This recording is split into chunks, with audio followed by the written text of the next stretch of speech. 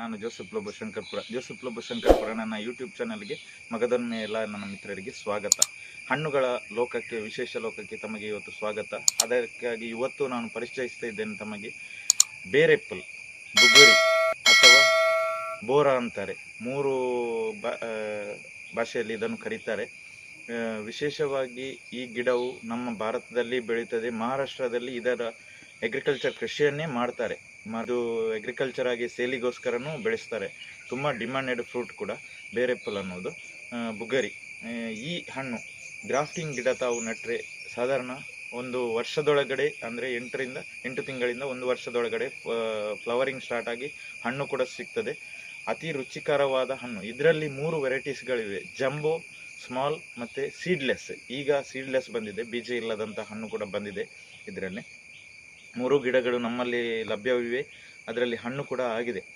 Flowering start ಆಗಿ ಕೇವಲ 28ರಿಂದ 35 ದಿನದೊಳಗೆ ಹಣ್ಣು ರೆಡಿ ಆಗ್ತದೆ. ಗಿಡ ಎಷ್ಟು ಎತ್ತರಕ್ಕೆ ಬೆಳೆಯುತ್ತದೆ? ಸಾಧಾರಣವಾಗಿ ಇಲ್ಲಿ ನೋಡಿ 4ರಿಂದ 5 ಫೀಟ್ ಮಾತ್ರ, ಅಷ್ಟರೊಳಗೆ ಹಣ್ಣು ಸಿಗ್ತದೆ. ಹೂ ಹೇಗಿದೆ ನೋಡಿ, ಸೊಪ್ಪು ಈ ಥರ ಇದೆ, ಇಲ್ಲಿ ಕಾಣ್ತಾ ಇದೆ. ಸೊಪ್ಪು ಈ ಥರ ಇದೆ. ಇದು ಹೂ ಮಾಗಿದ ನಂತರ ಸಾಧಾರಣ ಈ ಲೆಕ್ಕಕ್ಕೆ ಹಣ್ಣು ಬರ್ತದೆ ನೋಡಿ. ಈ ಲೆಕ್ಕಕ್ಕೆ ಹಣ್ಣು ಬರ್ತದೆ. ಹಣ್ಣು ದೊಡ್ಡದಾಗಿ ಮಾಗಿದ ತಕ್ಷಣ ಈ ಕಲರ್ ಬರ್ತದೆ, ಗೋಲ್ಡ್ ಕಲರ್. ಇಲ್ಲಿ ತಮಗೆ ಕಾಣ್ತಾ ಇದೆ, ಗೋಲ್ಡ್ ಕಲರ್ಗೆ ಬರ್ತದೆ. ಹಣ್ಣು ಅದೇ ರುಚಿಕರವಾಗಿ ತುಂಬ ಪಲ್ಪನ್ನು ಹೊಂದಿರ್ತದೆ. ಇದು ಆರೋಗ್ಯಕ್ಕೂ ತುಂಬ ಒಳ್ಳೆಯದಾಗಿದೆ. ಇದರಲ್ಲಿ ಒಳ್ಳೆಯ ಹೆಲ್ತ್ ಬೆನಿಫಿಟ್ಗಳಿವೆ.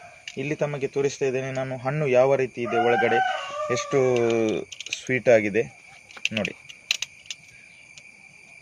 ಬೀಜ ಅತಿ ಸಣ್ಣದು.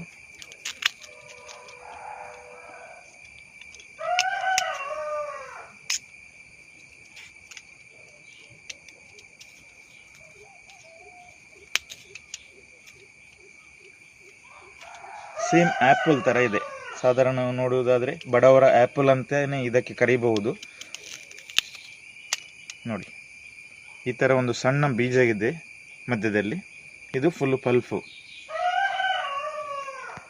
ಹಣ್ಣು ಯಾವ ರೀತಿ ಇದೆ ಟೇಸ್ಟ್ ನೋಡೋಣ. ನಮ್ಮಲ್ಲೇ ಬೆಳೆದಂಥ ಹಣ್ಣು ಇದು.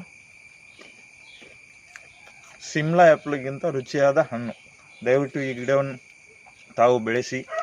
ಇಲ್ಲಿ ನೋಡಿ, ಸಾಧಾರಣ ಒಂದು 4 ಫೀಟ್ ಗಿಡದಲ್ಲಿ ಒಂದು 100 ಹಣ್ಣುಗಳನ್ನು ತಾವು ವೀಕ್ಷಿಸಬಹುದು. ಈ ರೀತಿಯ ಗಿಡಗಳನ್ನು ತಾವು ತಮ್ಮ ಮನೆಯಲ್ಲಿ ಬೆಳೆಸಿ ಹಣ್ಣುಗಳನ್ನು, ವಿಶೇಷವಾಗಿ ವಿವಿಧ ರೀತಿಯ ಹಣ್ಣುಗಳನ್ನು ಸವಿಯಿರಿ ಎಂದು ಹೇಳ್ತಾ ನನ್ನ ಚಾನಲ್ ಮುಗಿಸ್ತಾ ಇದ್ದೇನೆ. ಧನ್ಯವಾದಗಳು. ಜೋಸೆಫ್ ಲೋಬೋ ಶಂಕರ್ಪುರ.